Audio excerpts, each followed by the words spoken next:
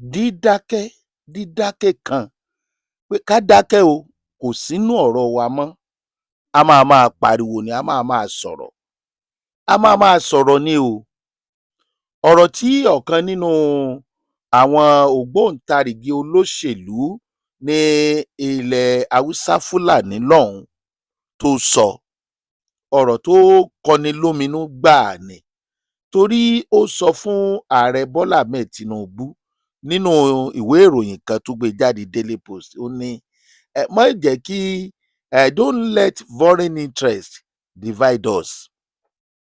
Ẹ̀yin náà gbọ́, má ṣe jẹ́ kí ọ̀rọ̀ àwọn ará bí bóyá Trump àti Israel ló ń sọ o, má jẹ́ kó tú wa ká, má jẹ́ kó pín orílẹ̀-èdè yìí. Lórí ọ̀rọ̀ Trump tó blacklist Nàìjíríà,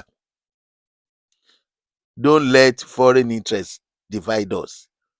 Ẹ̀dùn ọ̀nà nígbà tá a divide, kí ni nǹkan tí à ń rí gbà lọ́wọ́ àwọn northerners?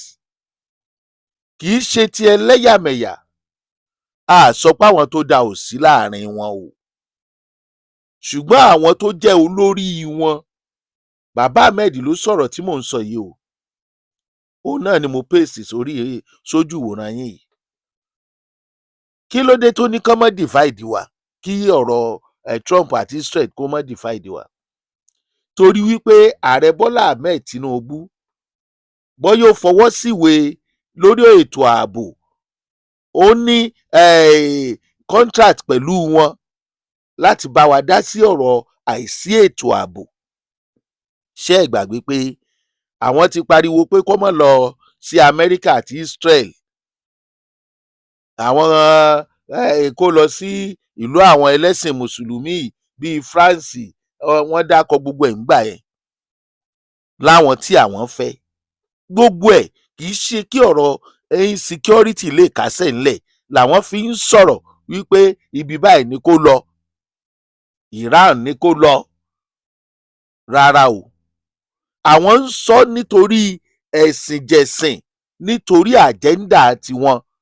Torí wọ́n mọ̀ wípé tí ààrẹ Bọ́lá Ahmed Tinubu bá dúró sí US àti Israel tó bá wọn dòwò pọ̀ lórí àìsí ètò ààbò níbí, àwọn èèyàn wọn ò safe, torí pé wọ́n mọ̀ pé àwọn gangan ọ̀pọ̀ wọn allegedly ló wà nídìí ọ̀rọ̀ à ń gbéni, à ń pani, à ń hùwà ìbàjẹ́, à ń borílẹ̀-èdè jẹ́.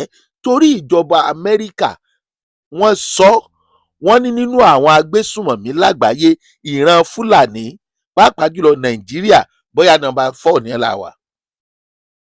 Kí ni bàbá Ahmed wa ń sọ? Pé kán má jẹ́ kí ọ̀rọ̀ àwọn ará Amẹ́ríkà àti Israel kó má lọ pín wa foreign interest. Ó ń pẹ́. Àwọn tó ń sọ̀rọ̀ yìí ó dẹ̀ kelò tí wọ́n sọ̀rọ̀ nípa àwọn tí wọ́n ń jí gbé àtàwọn tí wọ́n ń pa, tí wọn ò kọjá ọ̀rọ̀ òṣèlú. Ọ̀rọ̀ tó bá lè di kí insecurity yẹn kó sì wà lójú kan náà, ọ̀rọ̀ yẹn ni wọ́n ń sọ. Torí pé ẹni tó sọrú ọ̀rọ̀ yìí kò fẹ́ kí security ò wà lórílẹ̀‐èdè Nàìjíríà ni. Báwo la ṣe máa ráwọn tó fẹ́ bá wa ṣẹ́gun àwọn afẹ̀míṣòfò, táwọn kan máa torí interest tiwọn tí wọ́n máa sọ fún ìjọba wípé kó má jẹ́ káwọn ẹni yẹn kí wọ́n pín wa. And all this nítorí àjẹ́ńdà wọn. Kí dẹ̀ làjẹ́ńdà? Wọ́n fẹ́ sọ orílẹ̀-èdè di ẹlẹ́sìn kan, èyí tí gbogbo ayé mọ̀ pé kò possible, kò dẹ̀ pọ̀. Wọ́n fẹ́ máa jẹ gàba lórí gbogbo ààrẹ tó bá ń jẹ lórí orílẹ̀-èdè Nàìjíríà. Tinubu sì lóhùn ọ̀gbà excellency, apá àwọn ọ̀wá ká Tinubu nù. Wọ́n wá fẹ́ tì lọ ibi tí yóò ti fẹsẹ̀ kọ, níbi tí wọ́n ti sọ fún irú àwọn èèyàn bẹ́ẹ̀ táwọn ti lọ tẹ́lẹ̀ síbẹ̀ wípé ẹ mú kó ẹ ṣekú pa. Ààrẹ Bọ́lá Ahmed Tinubu àwọn náà ò dẹ̀ gọ̀, wọ́n fi gbígbọ́ ṣaláìgbọ́. Ẹ wá ní kí interest, foreign interest kó má pín wa. Bí wọ́n ṣe wá ń pa wá tí wọ́n ń jí wa gbé yẹn kò sọ̀rọ̀ lórí ẹ̀. Bí ààrẹ bá partner pẹ̀lú US àti Israel, láti gbógun ti àìsí ètò ààbò. Ìdùnnú gbogbo ẹ̀yà yòókù ni. Kí ló dé tí ti North yàtọ̀? Kí ló dé? Nínú wọn náà láti rí Muslim leaders, òun náà lẹ́ ń wò yìí, tó kìlọ̀ fún Netanyahu pé kó yọwọ́ lọ́dọ̀ orílẹ̀-èdè Nàìjíríà. Ẹjọ́ nítorí kíni?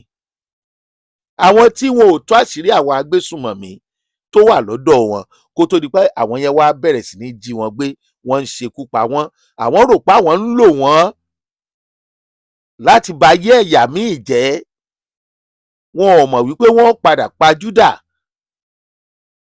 Ṣé Yorùbá ló kó Fúlàní wá sórílẹ̀-èdè Nàìjíríà ni?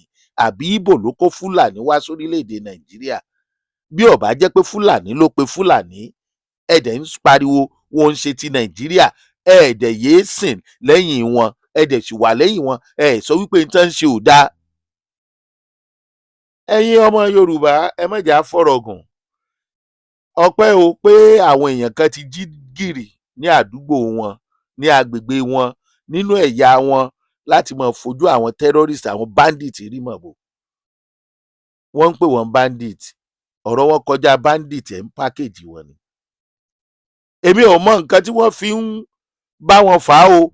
Ìta àkànmọ́ ni wípé ọwọ́ ti ń tẹ̀ wọ́n káàkiri àwọn ibì kan, wọ́n dẹ̀ ti ń drive wọn out láwọn ibì kan, wọ́n ti ń ṣẹ́gun wọn láwọn ibì kan. Àwọn kan ní ṣé tìbílẹ̀ ni wọ́n ń lò, èmi ò mọ̀. Àwọn kan bí mi pé ṣé wọ́n mú òfin lọ́wọ́ ara wọn ni, ẹ̀yin lẹ́mọ̀. Ẹ jókòó kan máa pa wá. Ẹ rí èyí tó ṣẹlẹ̀ ní Abia, tí wọ́n kidnap obìnrin kan àgbàlagbà, tí gbogbo YouTube ẹ̀ dìde tẹ́lẹ̀ sọ̀rọ̀ gbogbo yẹn. Ṣé àwọn terrorist yẹn, wọ́n lè má ju 5, wọ́n lè má ju 10 lọ, ṣé wọ́n fẹ́ ṣẹ́gun gbogbo YouTube yẹn ni? Àfìgbà táwọn YouTube yẹn rí ẹni yẹn gbà.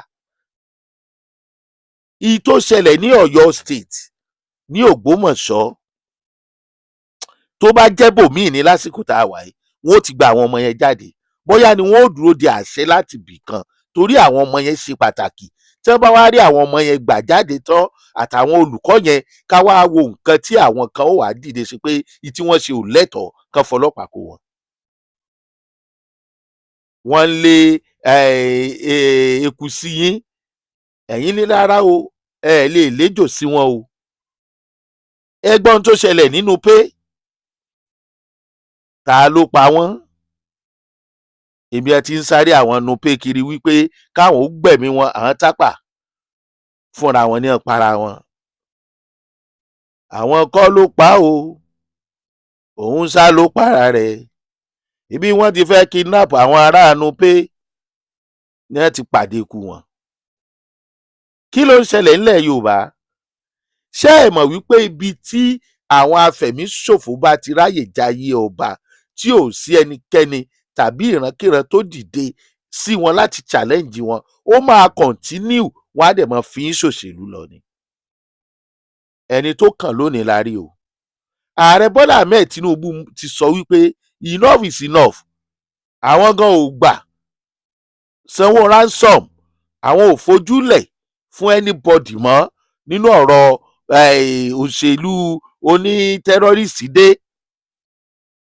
Ọ̀pọ̀lọpọ̀ ìgbésẹ̀ ni ààrẹ ti gbé láti ṣẹ́gun àwọn ará bí.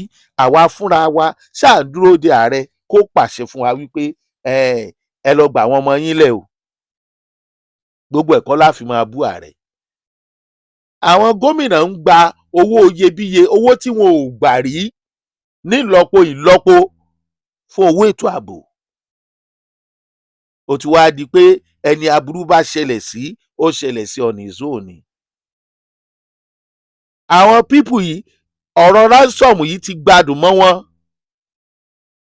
Bí wọ́n bá dẹ̀ ń ṣe lọ bẹ́ẹ̀, tí wọn ò rí ojú pípọ́n aráàlú, wọ́n á dúró síbẹ̀, wọ́n á máa pera wọn wá ni. A gbọ́ pé àwọn ikọ̀ ológun wọ́n pa báńdíìtì kan ní Borno. Àwọn kan fara gbọ́ta, wọ́n sá wọnú igbó. Tó bá jẹ́ pé irú ìgbésẹ̀ yìí ti bẹ̀rẹ̀ tipẹ́, bí àwọn ológun ṣe káràmásìkí ẹlẹ́nu ọjọ́ mẹ́ta yìí ni, wọn ò ní pọ̀ tó báyìí. Wọ́n ń pera wọn wá ni. Nígbà tí ń já àwọn èèyàn gbé tí ń rí ransom gbà, ọ̀pọ̀ nù wọn ó tún gbowó tán, wọn ò ní fẹni tí wọ́n jí gbé lẹ̀. ṣe bá rí lára àwọn bandit terrorist ọ̀hún tí wọ́n sọ pé ẹni tó bá ti kó sákólú ẹ̀ yóò gbowó tá a tún sun á tún jẹ wọ́n.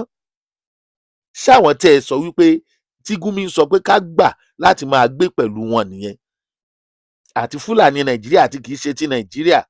Àwọn tí wọ́n fẹ́ kó sáàrin ìlú làwọn tó ń jẹ́ èèyàn tẹ́dẹ̀ fi tó ń hàn lórí fídíò.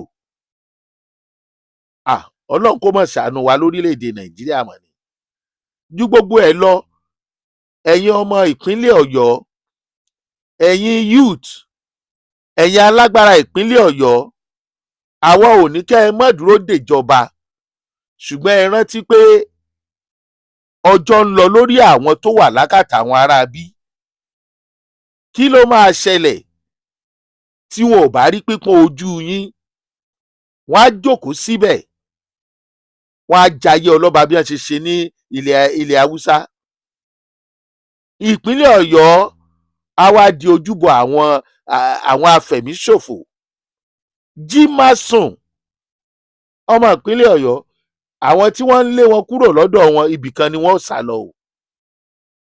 Ẹni ṣé tìbílẹ̀ ni mo ti sọ fún pé mi ò mọ̀, ẹ rò ó dáadáa. Ẹni ṣé wọ́n mófin lọ́wọ́ ara wọn ni, mo ní mi ò mọ̀. Ṣùgbọ́n tó bá kọ wájú sí ẹ kó o ta, tó bá kọ̀yìn sí ẹ kó o ta, tó bá kù wọ nìkan tèrò ara rẹ pa. Ló dífá fún àwọn ará ìpínlẹ̀ Ọ̀yọ́ kán wo àwòkọ́ṣe, kán béèrè lọ́wọ́ àwọn tí wọ́n ń rí ogun àwọn afẹ̀míṣòfò ṣẹ́, tí wọ́n ń rí wọn mú lọ́dọ̀ wọn lásìkò yìí. Báwo ni wọ́n ṣe ń ṣe? Ẹ kú àsìkò yìí o.